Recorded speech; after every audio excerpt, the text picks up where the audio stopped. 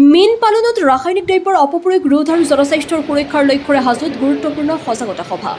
অসাধু মীন পালকসকলক বিধায়ক প্ৰকাশ চন্দ্ৰ দাসৰ তীব্ৰ সকিয়নি। মীন পালনত ক্ষতিকাৰক ৰাসায়নিক দ্ৰব্যৰ অপপ্ৰয়োগ ৰোধ কৰা আৰু জনস্বাস্থ্যৰ সুৰক্ষা সুনিশ্চিত কৰাৰ লক্ষ্যৰে আজি হাজোত এক গুৰুত্বপূৰ্ণ সজাগতা সভা অনুষ্ঠিত হৈ যায়।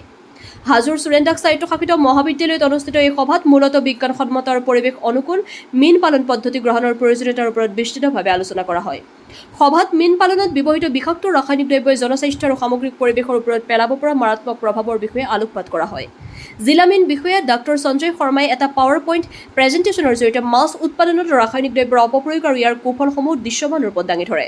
সভাত উপস্থিত থাকি স্থানীয় বিধায়ক প্ৰকাশ চন্দ্ৰ দাসে মৎস্য পালকসকলৰ উৎপাদন বৃদ্ধি আৰু আত্মনিৰ্ভৰশীলতা নিশ্চিত কৰাৰ ওপৰত গুৰুত্ব আৰোপ কৰে। তেওঁ জনস্বাস্থ্যক লৈ হেতালি খেলা অসাধু মাছ ব্যৱসায়ীসকলৰ বিৰুদ্ধে কঠোৰ আইনী ব্যৱস্থা গ্ৰহণ কৰিবলৈ মীন বিভাগৰ বিষয়া কৰ্মচাৰীসকলক দৃঢ় নিৰ্দেশ দিয়ে। উক্ত সচেতনতা অনুষ্ঠানৰ চুৰেন্দাক স্বায়ত্তশাসিত মহাবিদ্যালয়ৰ অধ্যক্ষ ডক্টৰ হিৰণ্য কুমাৰ শৰ্মা, জিলা মীন উন্নয়ন বিষয়া ডাক্তৰ সঞ্জয় শৰ্মাৰ লগতে মীন বিভাগৰ কেইবাগৰাকীও বিষয়া কৰ্মচাৰী আৰু অঞ্চলৰ বহু সংখ্যক মীন পালক উপস্থিত থাকে। এই অনুষ্ঠানত হাজোৰ উদ্যমী মীন পালক নৱজ্যোতি দাস, বিমল মেধিকে ধৰি কেইবাগৰাকীও সম্বৰ্ধনা জ্ঞাপন কৰা হয়। হাজোৰ পৰা কমলাকান্ত দাসৰ ৰিপৰ্ট, AIN লাইভ। সমগ্ৰ অসমতে আচলতে মাছৰ উৎপাদনৰ ক্ষেত্ৰত কিছু অসাধু মীন পালকে লাগাতকৈ বেছি ইউৰিয়া আৰু ফৰ্মেলিন ব্যৱহাৰ কৰে, যিটো আচলতে মানুহৰ দেহৰ কাৰণে ক্ষতি। আজি হাজো শুৱালকুছি সমষ্টিৰ হাজোৰ মাছৰ আটাইতকৈ বেছি সোৱাদ হয় আৰু আটাইতকৈ বেছি উৎপাদন হয়।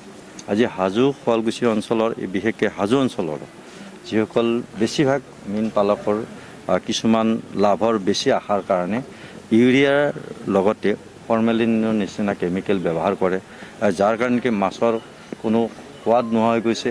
আৰু তাৰ লগতে যিয়ে মাছটো বজাৰত বিক্ৰী কৰে, সেই মাছ বিক্ৰী কৰি যিসকলে ঘৰলৈ লৈ যায় বা মাছ খায়, সেইসকলে সেই মাছৰ পৰা যথেষ্ট ক্ষতি হয়।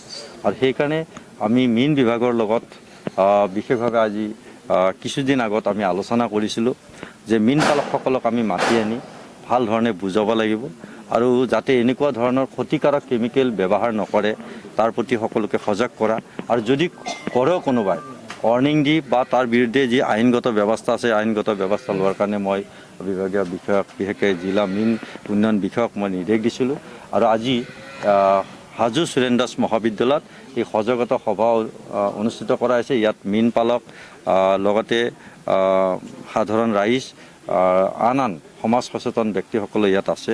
গতিকে সকলোৱে এটা কথা অনুভৱ কৰিছে যে এনেকুৱা ধৰণৰ মাছ, যিটো হাজোৰ ক্ষেত্ৰত এটা সুনাম আছিলে যে হাজোত হায়েষ্ট মাছ প্ৰডাক্ট হয় আৰু বেষ্ট কোৱালিটি হয় এজ পাৰ নাবাৰ ৰেকৰ্ড, এইটো বহুত দিন আগৰ পৰাই এটা হাজোলৈ এটা সুনাম আছিল। এই হাজোৰ সুনামটো যাতে পুনৰাই আমি ধৰি ৰাখিব পাৰোঁ। যিকোনো খবৰ আৰু বিজ্ঞাপনৰ বাবে যোগাযোগ কৰক 7896121996।